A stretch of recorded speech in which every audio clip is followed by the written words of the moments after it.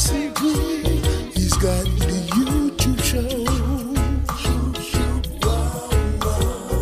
Dancing Queen, he's got the reggae show. Hello, my name is Angelique. Welcome to Don Sinclair Reggae Vibes. Today I am joined by the Emeterians, who Wikipedia describe as the most active reggae band in Spain. Please introduce yourself to my audience. Hi everyone, a pleasure to be here. My name is Brother Wildman from Emeterians. My name is Sister Maryjane. It's a pleasure to be here. And my name is Maga Lion. Such an honor. Thank you. So what age did you get into music and how did you come together as a group? Well, we are brother and sister, all right? So we've been singing together for quite a long time. Let us say, maybe childhood. It all started maybe in the childhood, you know? We all have parents that made us make music, made music so special for us, all right? So music was always something so strong, you know, for us. And nowadays, well, we can say we're professional musicians, artists, so we're proud. We used to travel a lot when we were little. So I remember going in the car like 7 hours or 8, just driving there, and our parents just put the music really, really high, and we just screamed, and then we tried to do different voices, harmonies. So we started just playing. But then it suddenly turned into something else. When did you become a trio? Well, Felipe, he used to be a really close friend to my big brother. Say hi from here, big brother. And yeah, me and my big brother used to hang around as well. So one day I met Felipe and he brought his sister as well. And then I fell in love. And that's it. They're a couple, in case you didn't notice, right? So yeah, we're all family, as you can see. It's my brother-in-law, my sister. Oh. So why reggae music? You said you sang your parents and everything, but why reggae? Reggae music, I guess, let me use this Bob Marley phrase. I mean, it hit us, and it made us feel really no pain. You know, it was, I don't know, something. I remember perfectly that moment, you know, having an old Bob Marley cassette from the old Lee Scratchberry vault, you know. And I mean, I used to listen to other kind of music, you know, from rock to pop music to funk, soul, whatever. And I remember putting that Bob Marley cassette at night. It used to relax me in a very, very great way, you know. And then after that, I realized that I needed that music again in the morning, and then in the afternoon, and then in the evening, you know. So reggae music became a part of my life in this case. I completely understand. So let's go with Mr. here. What was the first single that you ever bought? Did you remember? First single? I don't remember buying a single. I remember buying a Bob Marley album. Yeah, again, a compilation with the legendary Lee Scratchberry sessions.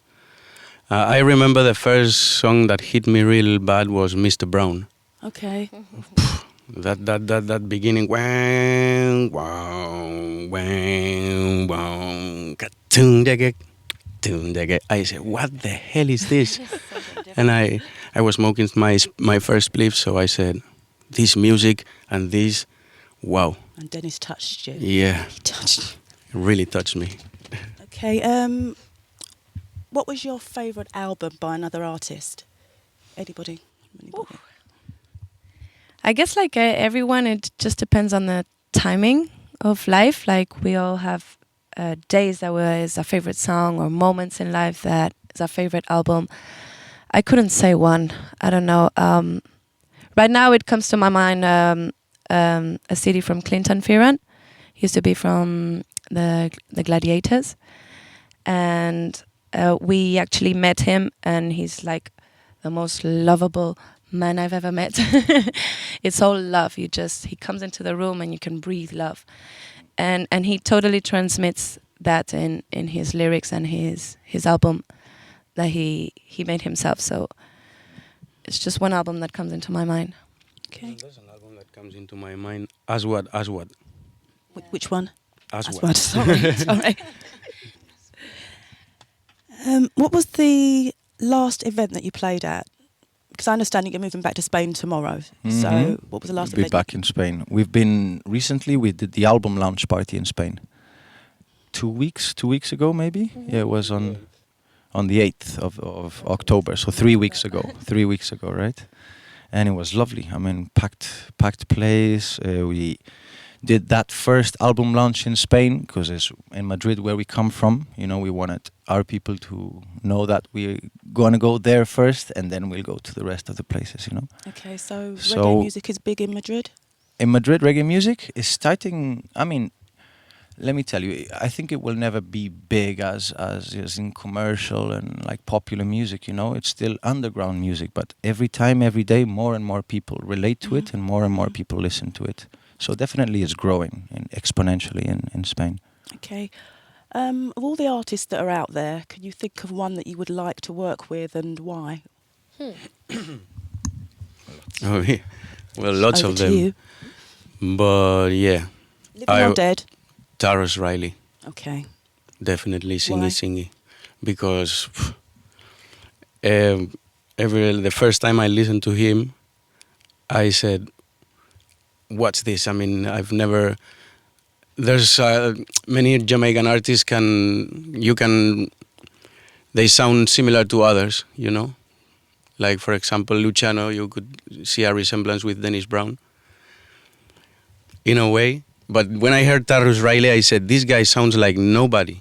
I mean, I've never heard this style before, and it really, really, really hit me. Okay. And everything he does is great.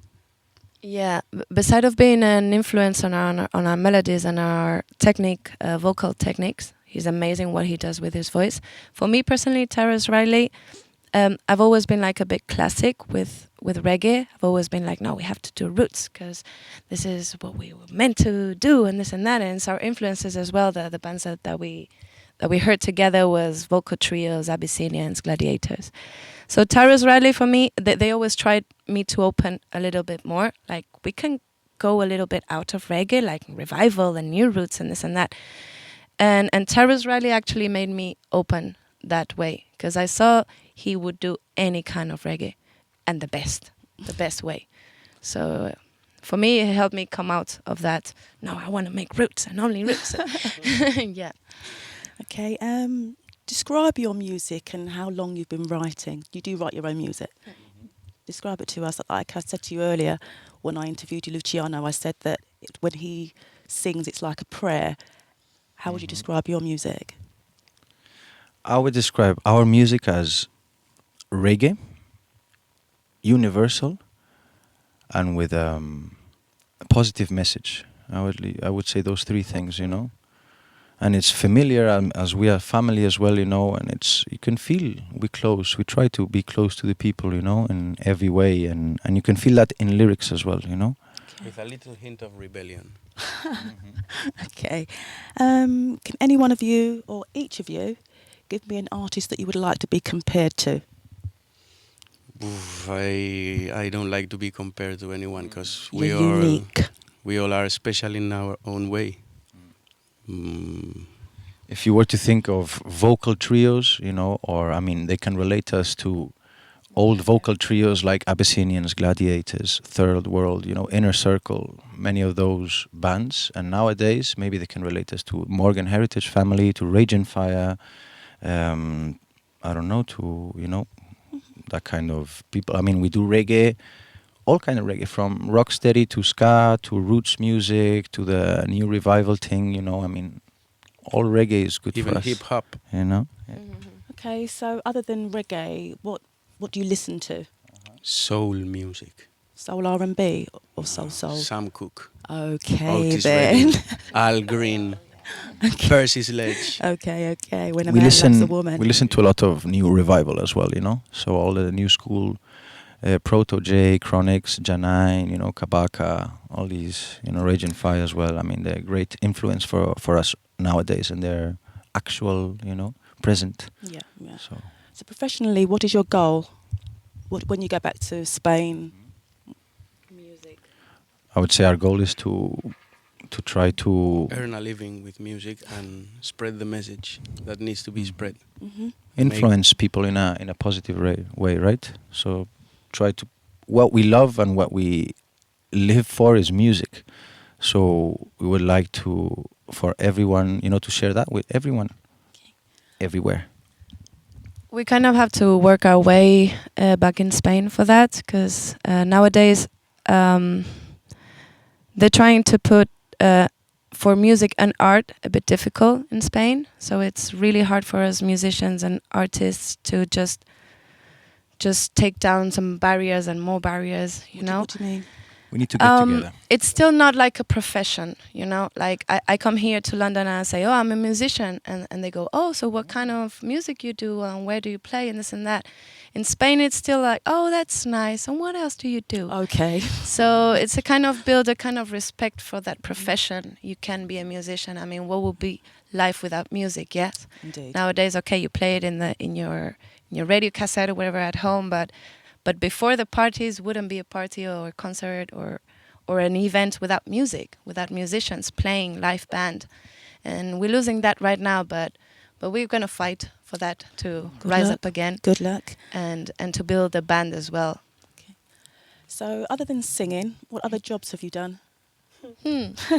Well, here we educate children as well, okay? So we teach music to children. We've worked in nurseries. We've worked, I mean, in all our lives, many jobs, as you can imagine, from restaurants and retail businesses to driving vans to, I mean, any kind of lots of jobs. Yeah.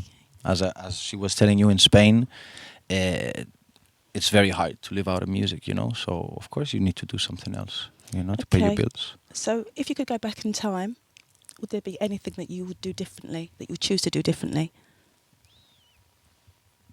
I guess there are always some bits that you would change, but I personally wouldn't change anything. The things I can regret, there was always a lesson there, and if it wasn't for that, we wouldn't be the persons we are right now. Okay. That makes you build confidence and just know yourself and fight for what you really want. Okay. I understand that your name, Emeterians, is taken from Emeterio's rehearsal rooms. Why is that significant to you? Because this man always supported us when we had no means. When you had to rent this rehearsal room, this local, and he was a man that he himself built as a place with many rehearsal rooms, and he rent all of them. And whenever some band didn't pay on time, he would lock them door, but he never locked our door. Oh. I don't know why. He just loved us, and for that love he showed to us, we decided to be called Emeterians. It's lovely. What song of yours are you most proud of? Your harmonies were absolutely beautiful, by the way. What song are you most proud of? I cannot answer this one. One song, you mean? One song? You choose of your own. I don't know. I mean, me as a lead singer, I love, as I was saying, I love Comeback. You know, it's from a most recent album, The Journey, produced by Peckings and released by VP Music and by Cosme. And my favorite track is Comeback. There, you know, it's like that old rock steady feeling, and it's a song about love. It's you know, that would be maybe my favorite one, but I wouldn't know. It's really difficult to pick a song, you know. If you wasn't a musician to anybody, what would you be doing? No idea. Just silence. I would have to be born again, and then I would know. Okay. Teaching music. Teaching, you'd still be in music though. Yeah, okay. Other than the people you're with now, if you could get any musician, living or dead, in your band, your dream band, who would it be? Wow. Whoosh. It's a tough question. It's a good question. Well, if dreaming is for free, so I could say Ernest Wrangling. Okay. Why? Because I love the way he's the best guitar player I've ever listened to. Okay. His taste. We could join to Ernest Wrangling our friend Monty Alexander. That would be nice. It's on the keyboards. Yeah. Pianist, big respect for him. It comes from jazz, and they mix jazz and reggae, and they make it sound just perfect. Okay. For me, to break it down a little, maybe someone non-related to reggae. I don't know. I would love to see how Michael Jackson worked. I would love to see how, I don't know, Elvis Presley worked. I'd love to see, you know, how Sam Cooke, Otis Redding, how they, Stevie Wonder. you know. So if you could dabble in another genre, what would it be? Another Genre musical of music, genre, yeah. you mean? It would be something related to black music, so something soul, funk. I mean, we've sang some soul as well. He was in a gospel choir as well. Okay. So I mean, all related to black music, I would say. Okay. Do you get nervous before a performance? Well, Wildman here is a natural. First moment he stepped into a stage, he was there. You couldn't get him down.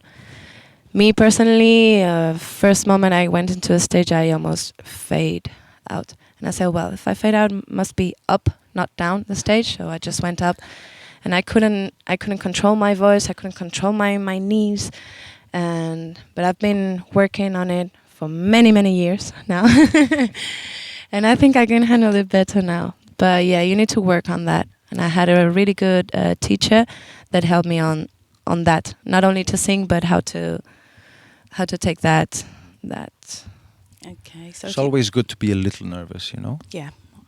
Sometimes I mean, you go sometimes to the same place or to a venue you've played 20 times in that venue, right? So the level of stress is reduced dramatically, you know.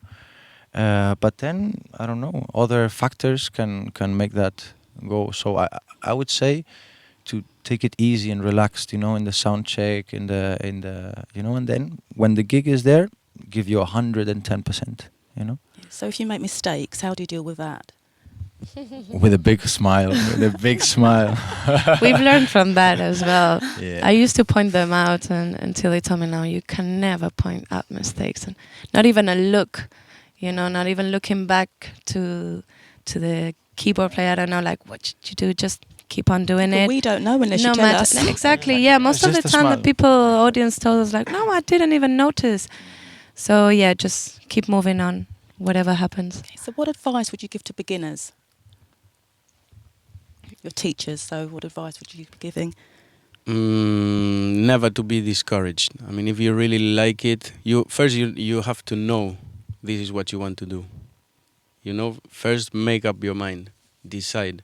And if you already made the decision you want to be a musician, never stop the music. Okay.